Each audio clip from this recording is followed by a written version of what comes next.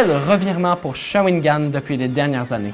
Après la fermeture de ces 3 usines, cette ville est devenue, tenez-vous bien, le 3e pôle numérique au Québec.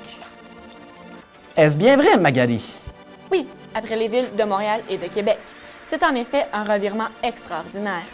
Mais j'imagine qu'il faut assurer la relève pour pouvoir maintenir son nouveau grand statut, n'est-ce pas? Justement, on parle déjà d'une pénurie de main-d'œuvre, mais la Commission scolaire de l'énergie a instauré des projets d'entrepreneuriat, entre autres, dans le domaine du numérique, et ça, dès le primaire. Je me suis rendue sur les lieux pour découvrir ce projet avant-gardiste. Les jeunes veulent rester ici. Nous, on est contents de notre région, on est fiers de notre région, on la trouve belle. Alors, on s'est dit, à la Commission scolaire d'énergie, il faut lancer des projets, faire en sorte que l'entrepreneuriat chez les jeunes, je vous dirais, a développé complètement pour qu'ils créent leur propre emploi et que ça devienne le tissu économique de toute la région. Si bien que l'intention de notre commission scolaire, c'est dès la 4e année du primaire, initier des élèves au développement numérique et leur permettre tout au long de leur cheminement primaire, secondaire, d'aller vers cette thématique-là, afin qu'au collège, ils puissent, si l'intérêt y est, s'inscrire dans les programmes collégiaux en formation, en application de développement numérique pour répondre aux besoins de la région où de plus en plus d'entreprises emploient dans ce champ d'expertise. Cette année, avec ma classe, on a fait un projet entrepreneurial qui est des histoires à lire debout. Le but de cette démarche entrepreneuriale-là, c'était de répondre à un besoin d'apprentissage qu'on remarquait ici à l'école de la Source. En fait, comme on a remplacé les devoirs par la lecture et qu'on voyait que certains élèves lisaient peu à la maison, on a eu envie de leur donner le goût de lire. On écrit nous-mêmes nos histoires pour les faire lire aux plus jeunes de notre école.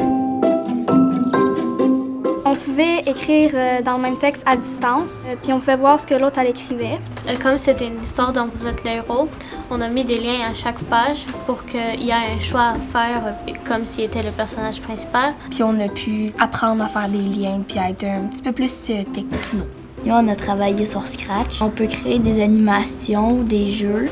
J'ai fait un quiz sur mon histoire pour savoir si les gens avaient bien fait attention aux détails. Le fait de travailler aussi avec un coach qui a une entreprise dans la région est très motivant pour les élèves. Ça l'a permis de m'outiller moi et d'outiller les élèves en même temps là, à tout ce qui est programmation et puis l'utilisation de diverses applications numériques. Notre intérêt dans ce projet-là, ça peut aller du simple fait d'aider les gens à s'accomplir, à réaliser des projets.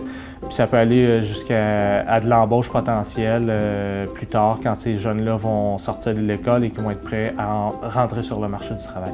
Vous, les qualités entrepreneuriales que vous avez développées le plus au long de ce projet-là, ce seraient lesquelles? La créativité. Persévérance. J'ai amélioré l'esprit d'équipe. Alors, répondre à des besoins ou à des problématiques en créant des jeux sérieux, en compagnie d'entreprises qui sont marraines, ça permettait à nos élèves de s'intéresser à la programmation, de s'intéresser à l'entrepreneuriat et d'offrir des occasions d'entreprendre à de plus jeunes élèves. Puis je regarde dans l'application, puis je regarde toutes les affaires de codage, puis ça me tente vraiment d'apprendre comment faire ça, puis d'un jour maîtriser ça pour que ça aide d'autres personnes et moi aussi.